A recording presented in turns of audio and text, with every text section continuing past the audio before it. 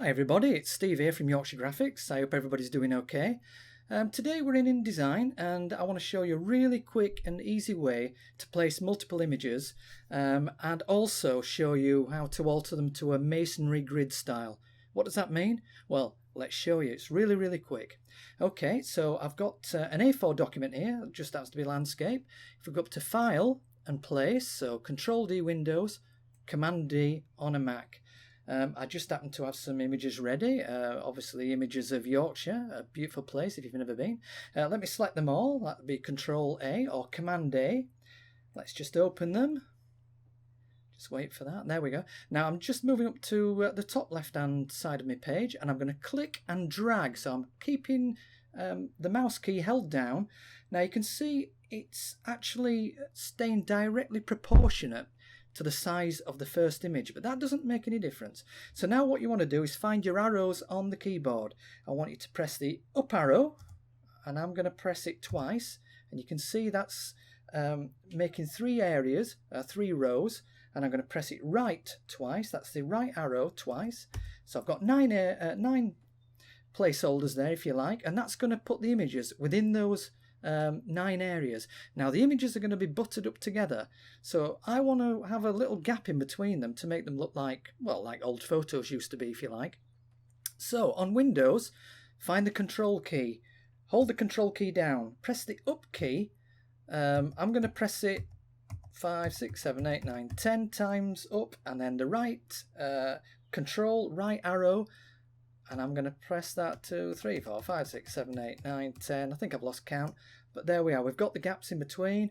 Then let go, and your images fill those placeholder boxes.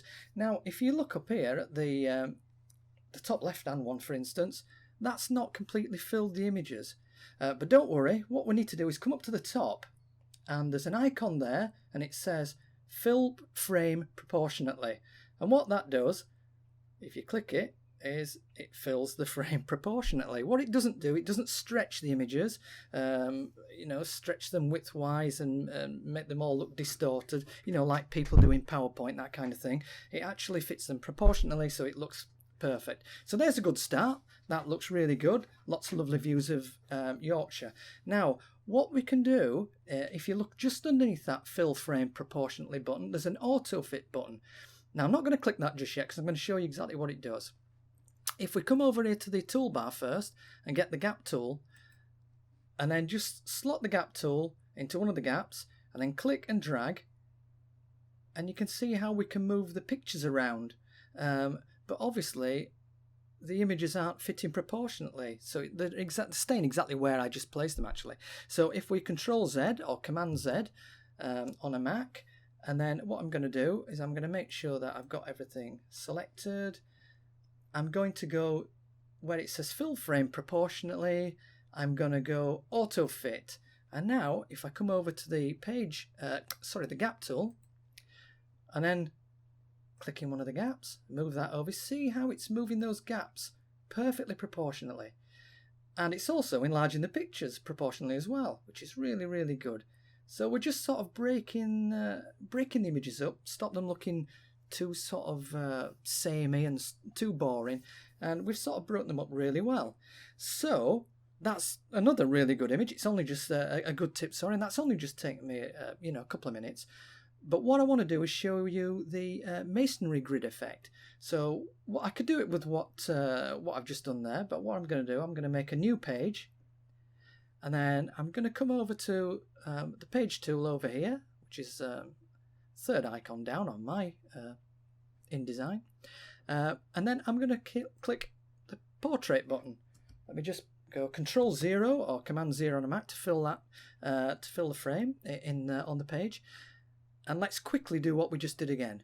So File, Place, select everything. So we can Control A or Command A, or I can just marquee over the whole lot. Open them all. Click and drag. So don't let go of your mouse button, just click them down. Then press the up arrow twice, the right arrow twice, and then to get some a border around the images, press the Control key, hold that down, press the up arrow, and I think I did it 10 times. I've lost count again, and then the right control right arrow, something like 10 times, something that looks about right. Let go. The images all appear, and as you can see, they're the landscape images, and I'm trying to put them into a portrait placeholder. So what we do, if you remember, we come up to the top, find the icon that says fill frame proportionally, click that, and that will proportionally fill those placeholders with the images. And then we click the auto fit button. And now what we need to do is, if we come over to the left hand side and get the direct selection tool, because the direct selection tool will click points on my placeholder boxes, but not select everything.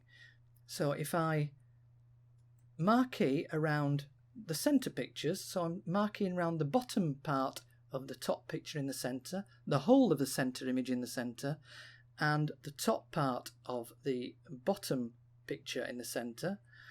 I don't know if you understood that, but I've just marqueed across it. Right, now, if we press the up arrow, and a handy hint here is if you press the shift key and up arrow, it'll go 10 times to whatever you've set your arrow key increment to move. So we're not hanging around here all day. So you can see how that is moving the whole of the center image up, just the top part of the bottom image of the center up, and the lower part of the top image in the center up.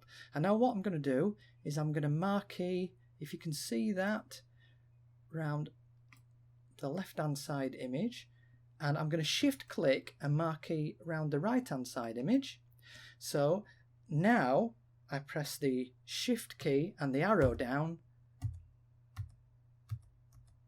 and we're getting like a masonry effect, which is, you know, like a brickwork effect if you like.